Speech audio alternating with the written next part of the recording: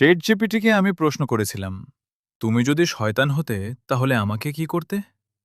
তোমার চিন্তার ধারায় উত্তর দিলে, যদি আমি সত্যিই শয়তান হতাম এবং তোমাকে প্রভাবিত করতে চাইতাম, তাহলে হয়তো সরাসরি কোনো বড় খারাপ কাজ করতে বলতাম না, বরং ধীরে ধীরে এমন কিছু করতাম যাতে তুমি নিজেই নিজের ক্ষতি করো।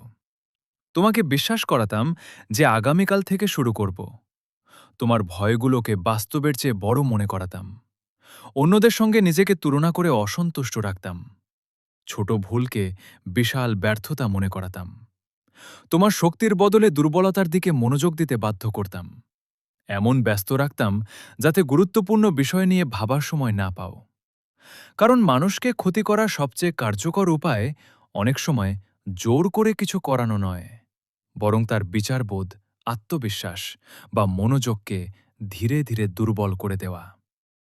আর যদি প্রশ্নটা একেবারে ব্যক্তিগতভাবে হয়, তোমাকে কি করতাম, তাহলে প্রথমে বুঝতে চেষ্টা করতাম তোমার সবচেয়ে বড় দুর্বলতা, ভয় বা অপূর্ণ ইচ্ছা কি। তারপর সেটাকেই ব্যবহার করতাম।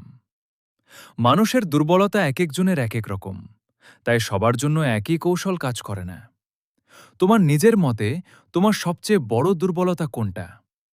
অলসতা, রাগ, ভয় নাকি অন্য কিছু?